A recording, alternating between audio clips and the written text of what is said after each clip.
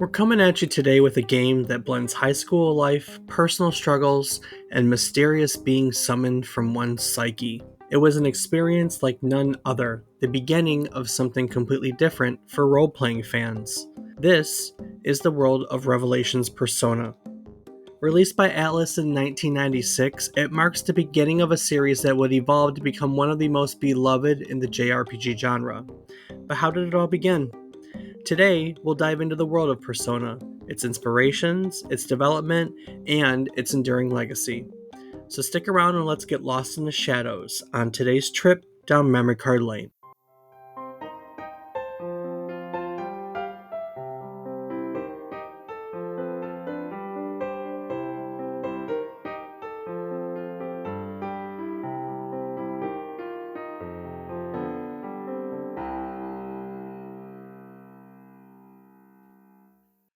Good morning, good afternoon, and good evening. I hope these words find you well.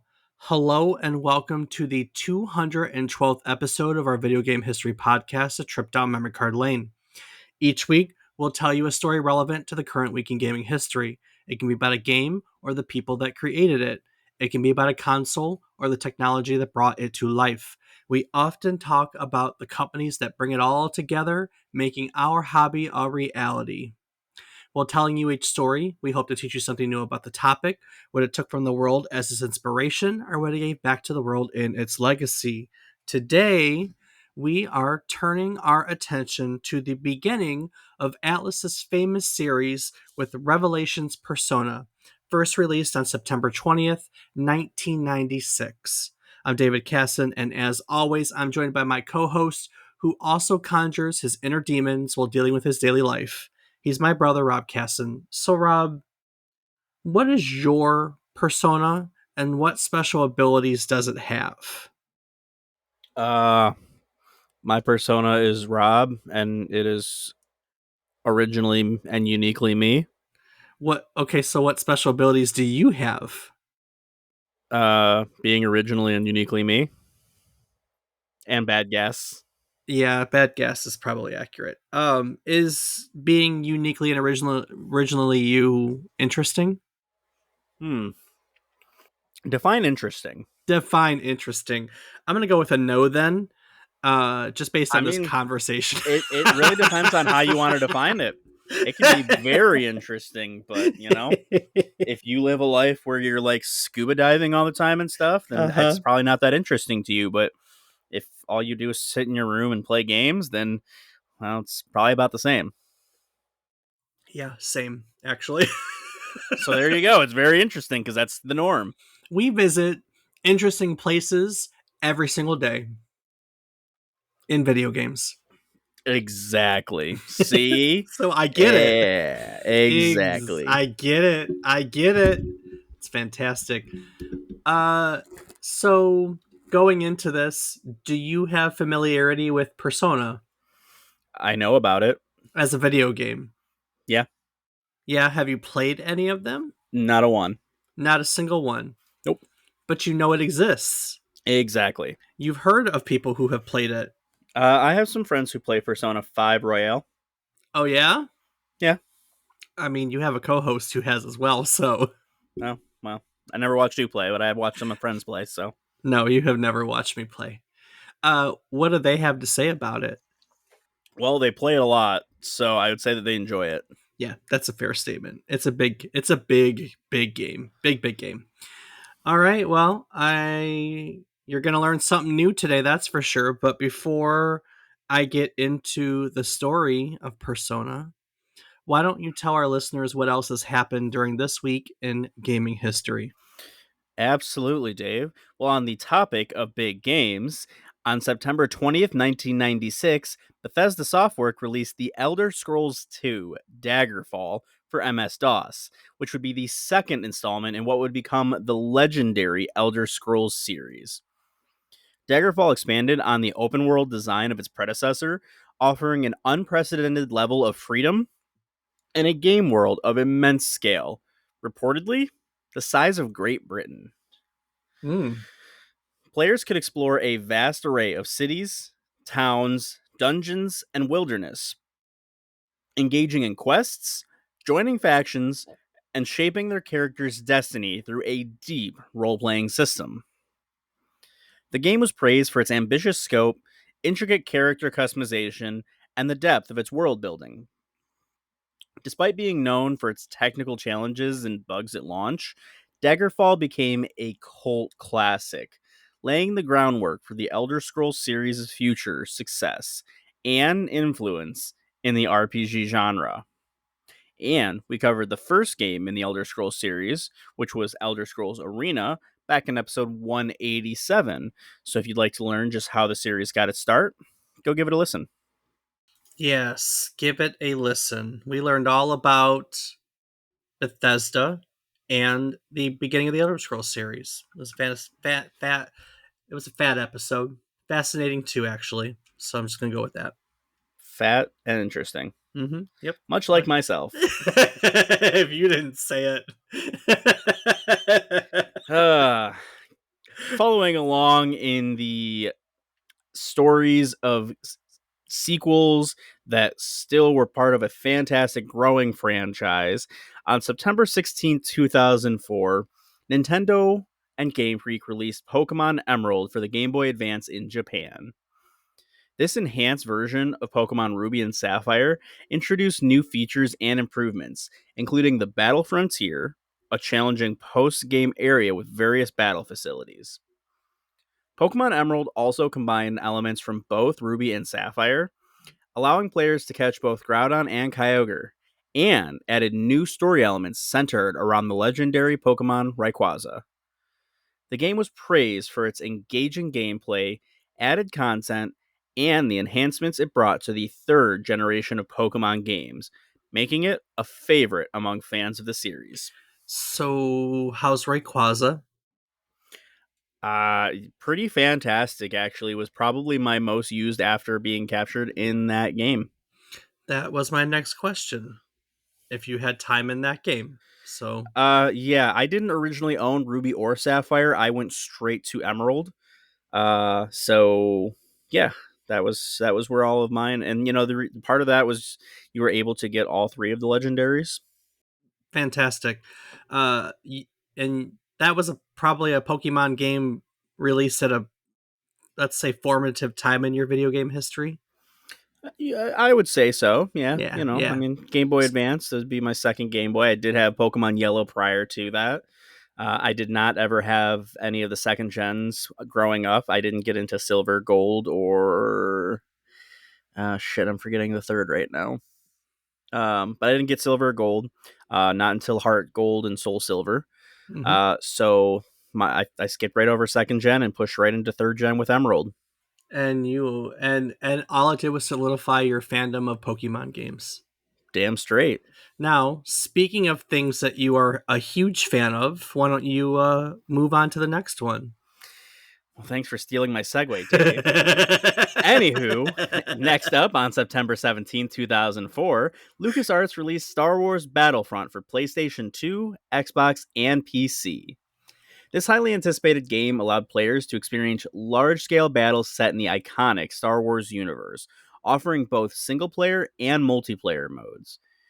Battlefront featured massive combat scenarios where players could choose to fight for the Galactic Empire, the Rebel Alliance, the Republic, or the Separatists across various planets from the films.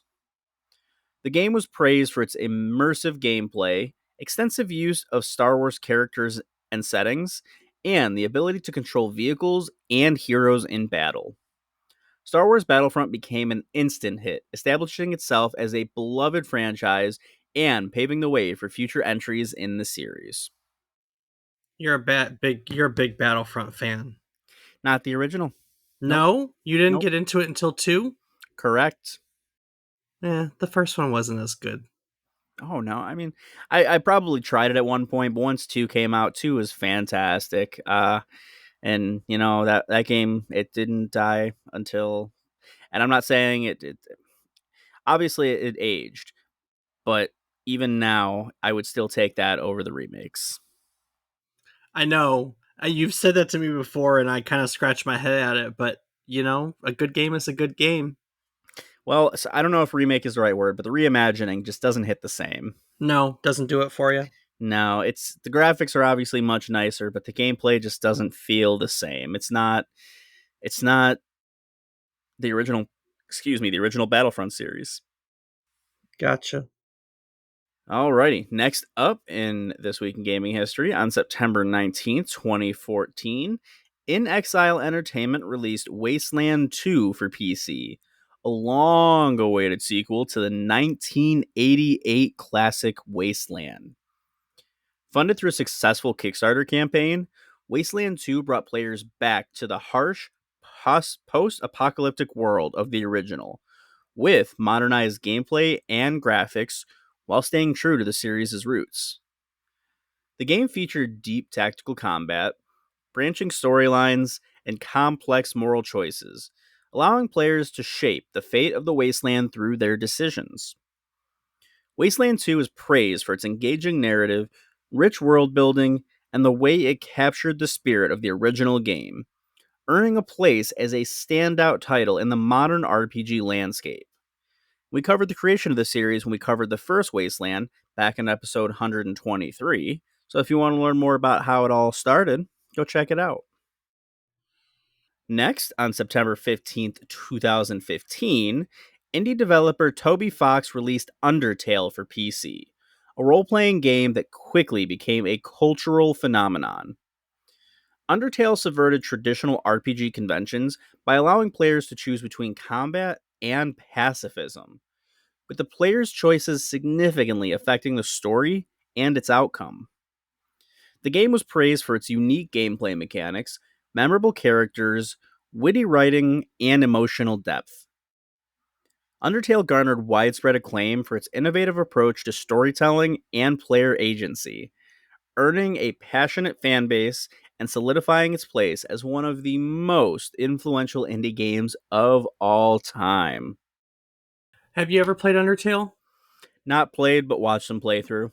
I've never played it. It's one of those games that's on my list as a curiosity that I've just never gotten around to, that I probably should take the time to do so, frankly. So, Yeah, that ever growing list of games to I play. know it's the worst. It's the Exactly. worst. It's so bad. Last up for this week, as it was already 4 years ago this week, on September 21st, 2020, that Microsoft announced its acquisition of ZeniMax Media, the parent company of Bethesda Softworks, for $7.5 billion. It's a lot of money. It is. This landmark deal brought iconic franchises such as The Elder Scrolls, Fallout, Doom, and Wolfenstein under the Xbox umbrella, significantly expanding Microsoft's portfolio of first party games. The acquisition marked one of the largest in the gaming industry's history and demonstrated Microsoft's commitment to strengthening its Xbox Game Studios lineup. With ZeniMax's talented development teams and beloved franchises, the acquisition positioned Xbox as a more formidable competitor in the gaming market, particularly with the growing emphasis on Xbox Game Pass and future exclusive titles. And now we get all of them, on Game Pass. We get the Elder Scrolls and the Call of Duties and all the fun stuff. Well, I think Call of Duty doesn't really fall under that. It's kind of everyone. That's when they bought. Yeah, that's true. I mean, I don't think Call of Duty is Bethesda, Dave. no, you're right. Sorry. You get the Elder Scrolls and the Fallouts and the Wolfensteins of the world. Yeah, and the Doom. And the Doom. And the Doom. Right. The Call of Duty came with Activision, which was an even bigger acquisition last year. Way later. Sorry. Brain went bleh. That we're gonna edit that out. Don't worry about it. Wait, but isn't Call of Duty still on PlayStation?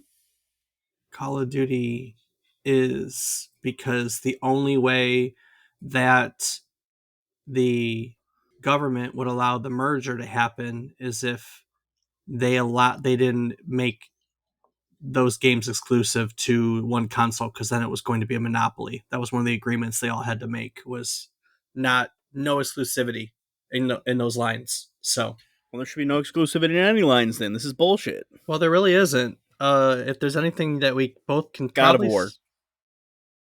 okay, I didn't finish. If there's anything that we could say about Microsoft specifically, is that they are, for the most part, trying to be Halo. not exclusive. Halo's on PC now. Okay, we cannot include PC in that at all. PC is not a fair argument. Okay, fine, whatever. All For right, console, you have Halo and you have God of War. true. You have Twisted Metal on PlayStation. Um, I'm sure I could think of more on Xbox, but I can't because I've always had them, and it was always the PlayStation games that I never played that are what sticks out. Little Big Planet. That was another one I was thinking of. The Spyro series, the Crash Bandicoot series, again, not including PC. Okay, Those were always console exclusives that were to PlayStation. but we're good about it now. Okay, yeah. I mean, I don't know. I don't. Fuck if I know.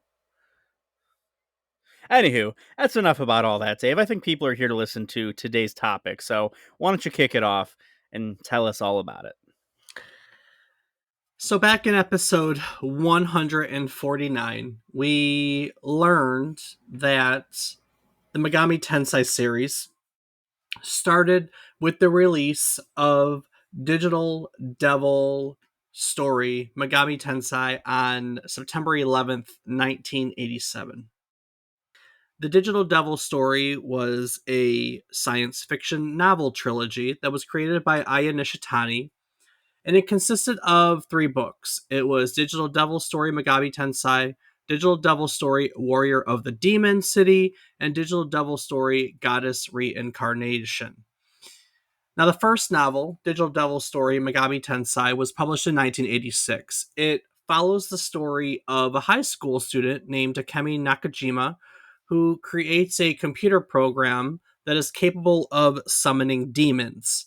However, the program goes awry and he inadvertently releases demons into the real world. Chaos ensues, and then he and his friends have to find a way to stop the demons and save humanity.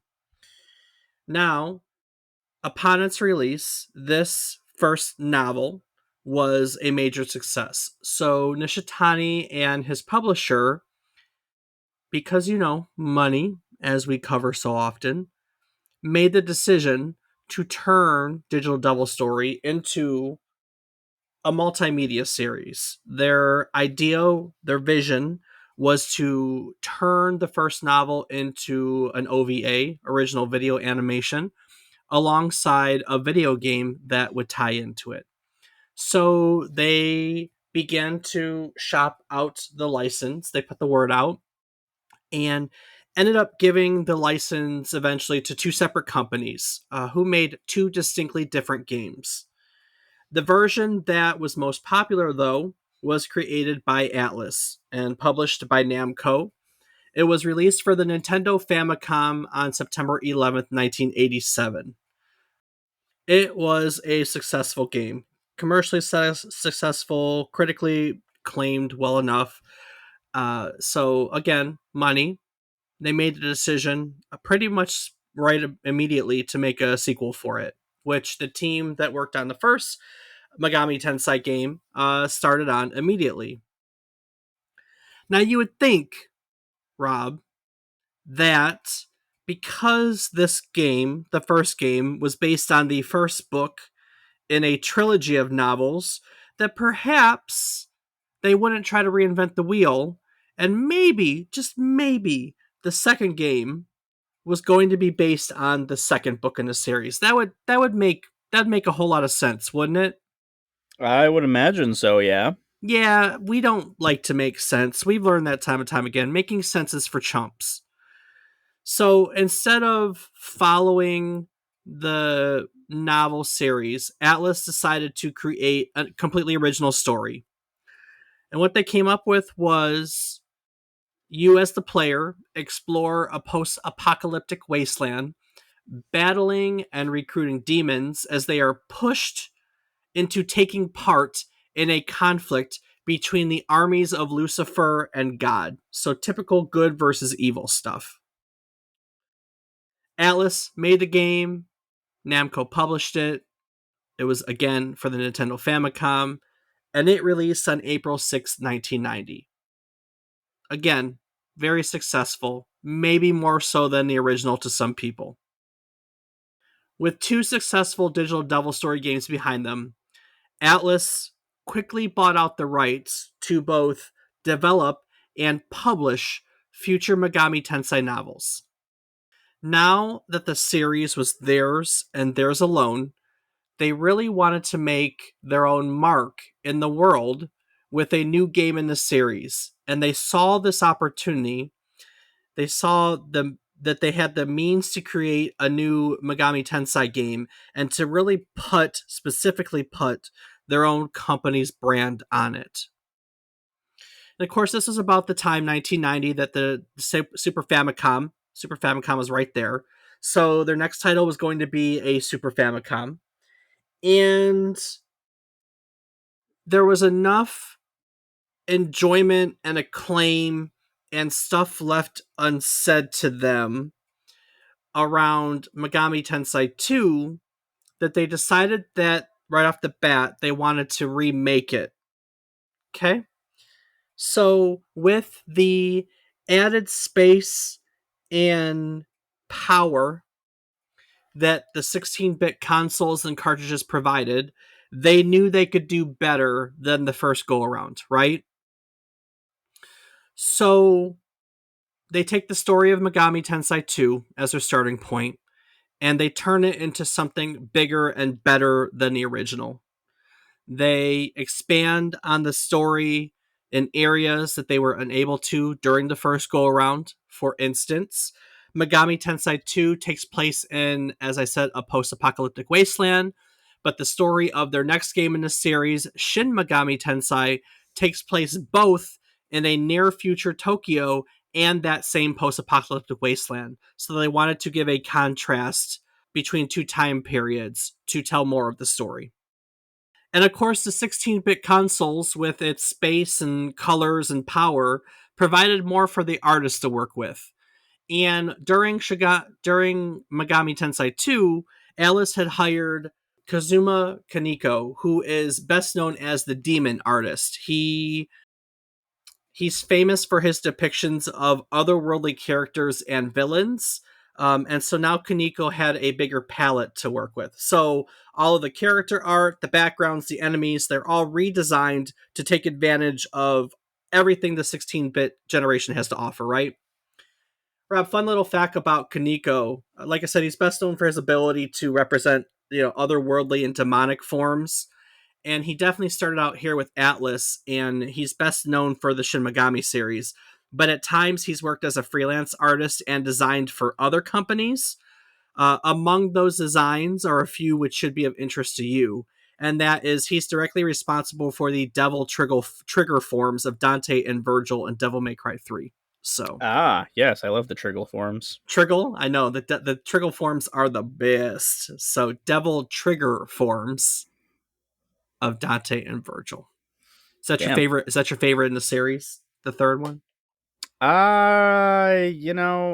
It's a tough call between the few first 4 or 5, but not the one that was remade. Gotcha. They're all fantastic. I don't know that I could pick really one. I'd say that I don't know, but you bought me the trilogy, so now I have that one and can find out for myself. Exactly. I have started to play it, by the way. I know. I got through the first 2 levels, I think. Damn, I'm shocked. I know. So the team at Atlus works this game out. They finish it, release it to the world on October 30th, 1992 for the Super Famicom. And of course, since we're here talking about later games, it was a success, which pretty much helped cement Atlus's reputation as both a developer and a publisher. This was that Shin Megami Tensei was the game that everyone was like, okay, they can do it. Because there was some hesitation when people learned that Namco wasn't attached anymore, because Namco's a big name, right? And Atlus is not a big name. So they got away with the clout of the big name for the first couple. And then here we get to the third game in a series, and there is no big game Namco. So everyone's like, eh. But they knocked it out of the park. So it was not a problem. The continued success of the Megami Tensei series convinced Atlus, of course, to continue to make games in the series, so no surprise, they immediately got to work on a sequel. It was a continuation of the first game. It took place several decades afterwards, is how they put it. Apparently, during the development process, the team argued. Some people wanted to do it hundreds or thousands of years. Some people wanted to do it right away. They picked several decades because they found that it wasn't too close to the original game, but too far that the culture wouldn't completely change and it wouldn't make sense for what they want to do, is my understanding. So several decades. Um, and they put the game together, Shin Megami Tensei 2, also for the Super Famicom. Team releases it in March of 1994. And then the same team looks at everything and they said so the same team looks at everything and they say, "Hey, we need to do something different. We're, getting burnt out. We feel that we've really just reached the limit of what we can do with these big, large scale eons of years and continents of battles type, like, just, end of the world type stuff. So they're done with the large scale stuff. They really want to pare it down. They want to scale it down. And the idea that they come up with is a high school setting that takes place in three separate dimensions. And a portal would open in these dimensions, allowing you to kind of go back and forth, and demons and enemies to go back and forth, and so on and so forth. The high school setting was meant to allow them to create a much more self-contained adventure, right? Because now we're not talking about these big sweeping epic, this continent versus this continent and the world's going to end type deal. We're talking about, what happens when I go to high school this day. Much more small, right? Right. Right. Now, for this game, they develop a interesting game mechanic, one that kind of is relevant as we move on with the story. And this is called the Guardian system. And the Guardian system is one in which where when the player or the player's human partner dies in battle, they are granted a guardian spirit. And the guardian spirit then revives them at the last save point, teaches them new skills, and alters the player's stats. So based on what your guardian spirit's, elemental weaknesses were or physical strength was or things like that, like, it would alter the next version of you, so to speak, and then you would carry on as the new you. And they got this idea because, again, here with this game, they're wanting to do something very different. And one of the things they had never touched on until this point was a general theme of reincarnation. That concept did not exist from any of the Megami Tensei titles before it, which is why they picked it. Again, something different. So they ran with it. They ran with a theme of reincarnation. They ran with a smaller scale, aka high school. They ran with the Guardian system. They were keen on making something completely different from all the titles before it. Now, the last game in the series, if you'll remember, came out in March of 1994, and the team got right on this one. They rushed through the development of this game. It released on October 28th, 1994. So that's 7 months. The development of this game in between Shin Megami Tensei 2 and this game, which is Shin Megami Tensei If, was 7 months. Koji Okada, the director of every game in this series except for the first Shin Megami Tensei up until this point, he later described this development as being unthinkable for any developer. But despite this, they had a solid plan. They released it in October. It gets a positive reception from both critics and fans. They love the direction that this series had gone in, love the changes, think everything's fantastic.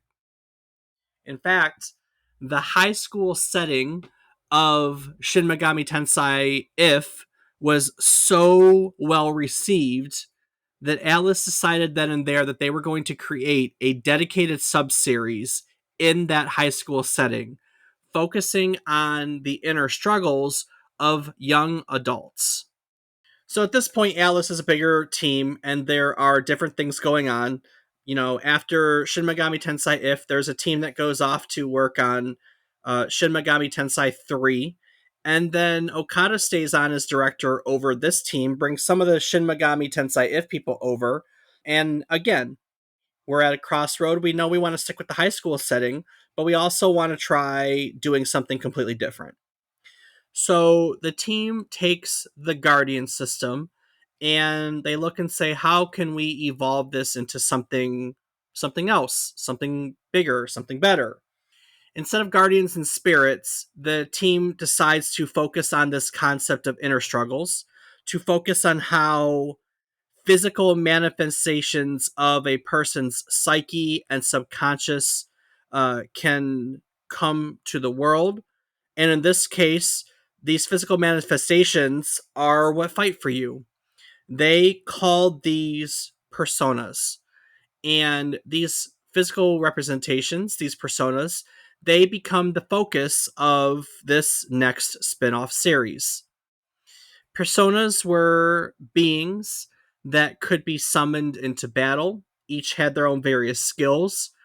One persona, for instance, could cast healing spells on a party. Another persona might inflict a specific elemental damage. One persona is going to be a physical attack persona. Whatever role was needed, there was typically a persona that could be found that would allow players to tackle whatever was thrown at them. Rob, speaking of summoning powerful personas to tackle life's challenges, do you ever think about how easy it is to create a podcast these days? You know, it's funny that you mention it. I've been thinking about starting one, but I wouldn't know where to begin with all the tech stuff. Rob, that's where Zencaster comes in. Zencaster is an all in one podcasting platform that makes it incredibly easy to create high quality podcasts, even if you don't have a ton of technical experience.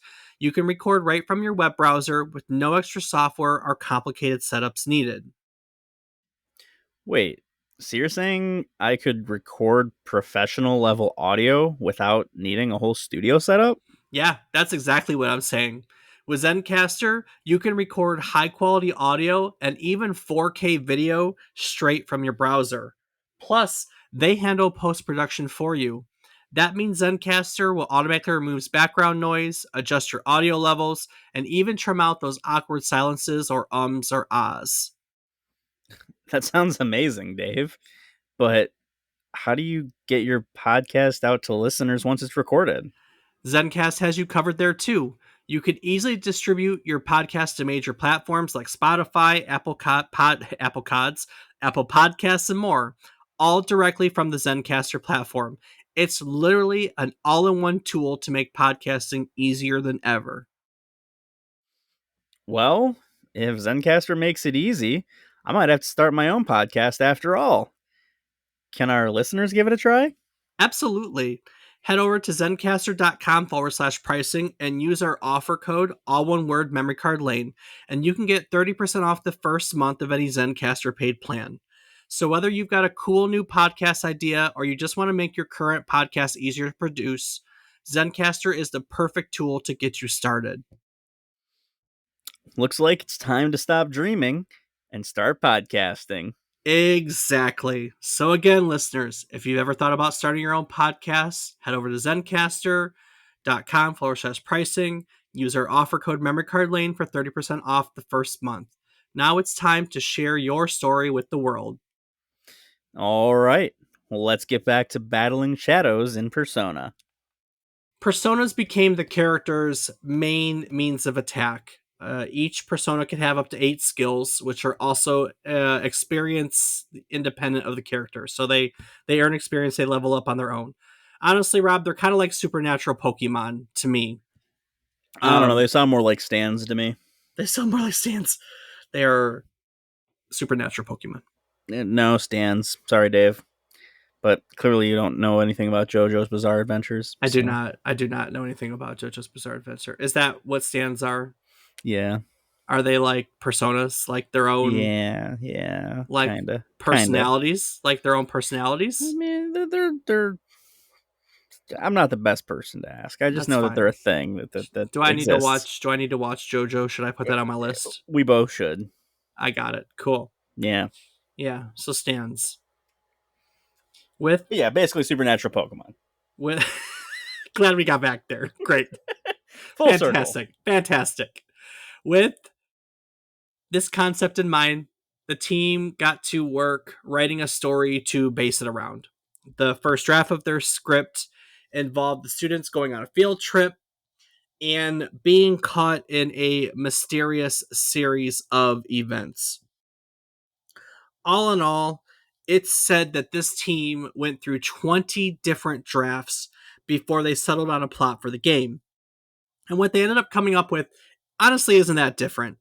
In the final game, which is our topic for today, Revelations Persona, the story focuses on a group of high school students as they face a series of supernatural events. After playing a fortune telling game, they gain the ability to summon persona, which are introduced to them as the multiple selves within them. So, they all have multiple personality disorder. The concept of personas was very much influenced by Jungian psychology. In fact, the term persona is part of the Jungian school of thought, referring to the part of the personality which manages an individual's relations with society in the outside world. Or in layman's terms, it's the mask we wear for other people, our social representation of ourself. In fact, if you didn't know it, the word persona, aka person, is derived from Latin, in which it is used to refer to a theatrical mask. So the concept of a person was literally we got from the word for mask. So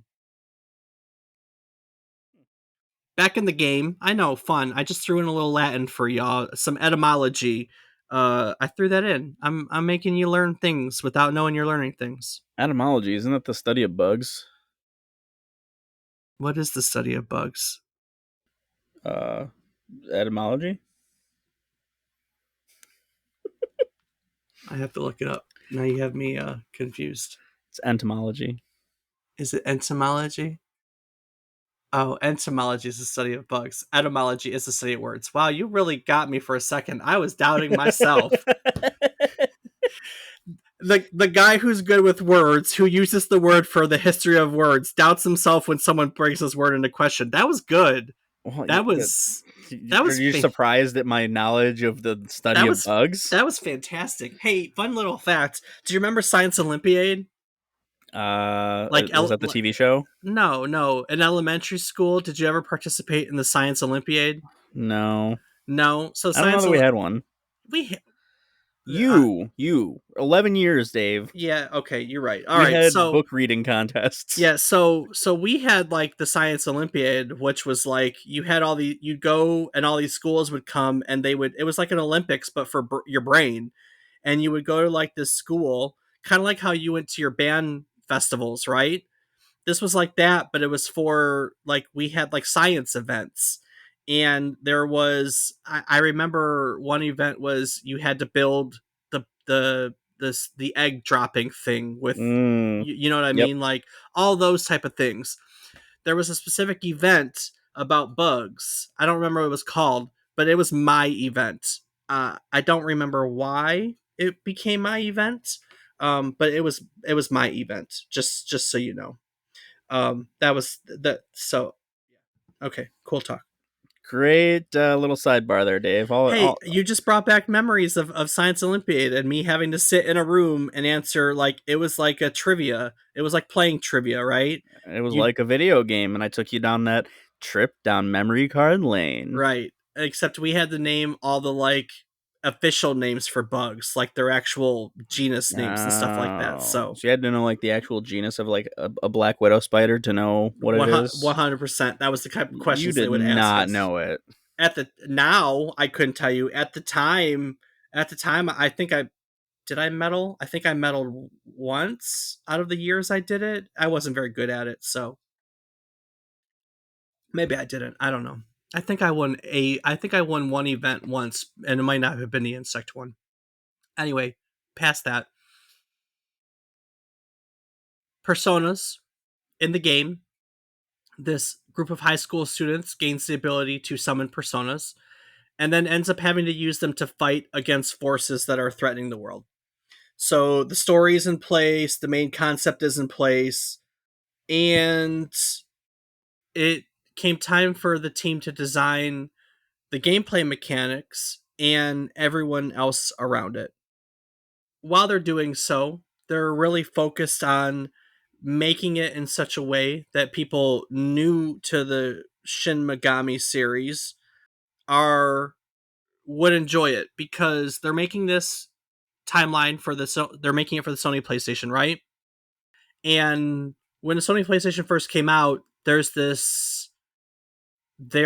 this very popular wave of casual gaming. That's the words I was looking for. Sorry. So Casual gaming? casual games. Yeah, what casual what a games. concept. So they want yes. Yes, casual games. So they wanted to make these casual games appeal to all these casual gamers that were now playing casual games. So they kind of made this Revelations Persona game in a way that would allow people new to the series to get into it and not be intimidated by like a big complex role playing game with a lot of game mechanics and things like that. Okay, cool. Now we got it all together. Off the train of thought. Um, so as the game came together, the team at Atlus really enjoys and they're super excited about how this game is shaping up. They're looking at Shin Megami Tensei 3, they're looking at Revelations Persona, and they're just thinking, which of these are we gonna, which horse are we gonna back, right? And what they decide is that Revelations Persona has all the promise behind it. So they pretty much take the team from Shin Megami Tensei 3 and they shift a lot of them over to Revelations Persona. So for a moment, the development of Shin Megami Tensei 3 pretty much ceases to exist as the team members are shifted over, and with more help in place, they take all these base things and they push through, and they're able to see this project across the finish line. So Revelations Persona is released to the world on September 20th, 1996 in Japan. Up until this point, none of the games in the Megami Tensei series are had been released outside of Japan. Not a single one. All of them were Japanese only releases. So this was because all of the stories in the previous games had serious religious overtones, right, Rob? And they used a lot of Christian imagery, which, as we know from previous stories um, about games in the 90s, specifically Nintendo games in the 90s, one of the things that Nintendo of America really wanted to do was make sure that the Nintendo was what kind of system, Rob? Who did they want to appeal to? Gamers? Not gamers, not in the 90s, not at all. Oh, well, I mean, what? They watered down their games for a very specific reason. In the 90s? Was it for the pop punk guys and gals? Watered down in the 90s. No, no, no. Why did Teachers? closer, warmer, Hmm. closer? Students? You're kind of on the head. Will you just give it up already? What was it? I don't know, Dave. Oh, for God's sakes, you do know. You do know. I gave you an opportunity to be. No, I'm just kidding. Families. they positioned the Nintendo and the Super Nintendo as a family system. So Nintendo of America had some very strict rules against things like nudity and swearing and mature content and religious stuff. They nixed all of it because they wanted to be appeal to everyone. They wanted to appeal to families. So because all the early Shin Megami Tensei games are just Megami Tensei games, because Digital Devil Story games too, all had heavy religious overtones. They It was assumed that they would never be able to be released for Western audiences. But Persona was different. It had a different kind of plot. It had a different name. One that wouldn't let it be associated with Shin Megami. It didn't have Megami Tensei, Digital Devil Story. It didn't have anything in the title. It didn't have religious overtones. It wasn't about religion, like not God versus good versus evil. It was about our emotions and our inner struggles. There was nothing in this game that would prevent it from becoming a no-go into Western audiences. So it had everything it needed to be localized. They made the decision to bring it over to Western audiences, hoping to use it to introduce them, Western audiences, to Atlus, and they wanted to be able to compete with the series, the role playing series that were popular over here at the time. You know, the Final Fantasies, the Breath of the Wire. That's going to be an interesting game. We haven't made it yet. The Breath of Fires, the Suikoden's, all these series that were popular as we got into the PlayStation phase. They wanted to compete with, so they decide that they're going to localize Revelations Persona. They have a small team localize it, and it is released in North America a few months later on December 14th, 1996. Fun little fact about its release: in its debut week for the Japanese specific release, Persona Revelations Persona sold 201,147 copies, which was the best first week sales for any game in the franchise until the release of Persona 5 in 2016. So the first game in the series, in the Persona series, broke the first week record, a record that stayed in place for 20 years. For any game For in any that game any franchise. game in the Persona series, Okay. specifically. So, Persona I mean, series. still pretty impressive. Is it impressive, or does that set a tone for the second through fourth in the series that they just weren't quite as good, and the fifth is really where it picked back up? That's kind of a thing you got to wonder. Well, since we both just mentioned Persona 5, obviously the Persona series was received well enough by Western audiences to, you know, carry on after the first one, right? It did obviously manage to establish Atlus as a brand with Western audiences. But specific to your point, I think what it did, Persona, I think Persona 5 is different. I'll be honest with you there. We'll talk about that in just a second. But Persona early on, I think specifically till the third one, was very much a cult classic series. I don't think the first Persona, I don't think Persona 2, because they got rid of Revelations after the first game. I don't think the first and second ones were that well known. I think that changed with the third one, and then the fourth, it got more popular, and now the fifth is, um, some people refer to the fifth as the greatest role playing game of all time. I don't know if I would go as that far. I think it's definitely top 10 for me. I think it's a. I mean, with that being said, I don't know what else to say, but other than it's a fantastic role playing game. Um, but I think that popularity definitely grew on people in time. Also, I think the games got better in time too. I mean, but that happens for some things. Um, the Megami Tensei, Shin Megami Tensei. There's other spin-offs like the Devil Summoner series. So the Megami Tensei universe, it it's still going. In fact, I think 2020 we got Megami Tensei 5, or Shin Megami Tensei 5 rather. Um, but the Persona series is, I would argue, the most popular series in that universe, so to speak. There are 24 different releases in the Persona series, including like the remakes, like there's Persona 5, and then they remade it with more content in the Persona 5 Royale. And they've done re-releases with what, 3, 4, and 5 now, or three and 5, and then 4. Anyways, with all the remakes, re-releases, and the spin-offs and non-role playing, because there's some action games in there. There's 24 different games in the Persona series. The Shin Megami series specifically only has 17. So just on the merit of they've made more games for it, they obviously think that there is more money and popularity behind Persona than the original, Megami Tensei stuff. And like I said, Persona 5 is a great role playing game.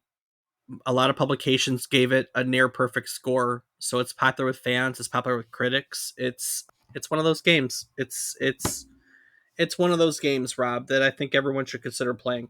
Go through the whole series. I personally like all of them. I've had a chance to play most of them now, but five I think is the I think that's the one. Fair enough. All right. Well, we covered a lot today. That's gonna wrap it up for our story on Revelations Persona. Rob, did you learn something about the game today? Yeah. Yeah, a lot more Okay. than I knew before, which is mostly nothing. We covered a lot of other games. We once did an episode on the game that this is a spin-off of, which was Digital Devil Story, Megami Tensei. And in the beginning we talked about Outer Scrolls, some other stuff. There are 211 other episodes for you to get stories from. A lot of great video game history in the midst of 211, now 212 episodes. And of course, if you'd like to learn any of that history, you can get old episodes wherever you get your podcasts. But most importantly, you can also get them on our website, which is www.memorycardlane.com. Rob, what else can people get on our website? You can find a calendar of our upcoming episode topics. You can find a link to our Discord where you can come hang out and talk with Dave and I. You can find a link to our Patreon where you can get access to ad-free and unedited versions of all of our podcasts. And you can find a link to our social medias where I am on several platforms as Rob_O_Raptor and Dave. I can be found on various platforms as David is wrong. Each week, ladies and gentlemen, we tell you one story relevant to the current week in gaming history. It can be about a game, a console, technology. I just find a topic that somehow I can relate to this week, and I roll with it. I sit down and do my research, and as I do my research, I learn things, and I get excited because when I learn things, I have an opportunity to teach those things to other people. It's a great cycle. We learn, we teach, we learn, we teach, and in recognition of that cycle, that being the goal of why we're here every week, we like to go a round table and talk about our takeaways. So, Rob, what specifically did you learn today? Well, Dave, I learned that Persona was a game. I think you knew that. Yes, no. I'm trying to obviously everything was kind of a learning point for me and I was trying to think of like what's my big takeaway. And like it could be something easy that like he helped work on the Devil Trigger forms and Devil May Cry 3 um with Kaneko, but I feel like that's kind of a cop out. I don't think it's a So, cop out. If that's look, Devil May Cry is one of your favorite series. If that's your favorite topic that you took away from today, then roll with it. We don't discriminate against learning here. well, then I guess that'll have to be it. There was definitely a lot of learning in this. I guess I really didn't know. I mean, maybe we talked about it in the Shin Megami Tensei episode, but I didn't really know that it was a part of that or like kind of a, from that whole same thing. And that's, it's just a whole lot, when it's not something that you've done, everything is learning. Agreed. Yeah, I mean that's absolutely true for both of us. So, which I guess is a good segue into mine, huh? Yeah. What is yours? I've never really given much thought into where the series came from, so having the opportunity to watch the evolution from Megami Tensei into Shin Megami Tensei into If into the high school setting of Persona, like it's just a clear line of evolution. It's fun to watch, to be honest with you. It's fun to see how um, the systems evolved, how the themes evolved, the concept of good and evil, Battle of Good and Evil gave way to them wanting to be smaller, and then they're like, yo, we've never dealt with reincarnation, so we think using guardian spirits is cool. And then instead of spirits, they're like, hey, we think that maybe turning these into personas that you fight with is cool. So it's fun to watch how one team, because a lot of this was the same team, kind of took these similar ideas and they evolved them into something new and something different and arguably something better, because the concept of personas became a series. Like, it's its own thing, you know. So it's always fun to watch how teams work and to see how things like that take place, and I always enjoy that. So that's my takeaway. Right on. All right, Rob. Well, before I wrap up today's episode and I look into next week, is there anything you'd like to add to today's episode? Well, as always, I do want to take one quick moment to say thank you so much for listening to us.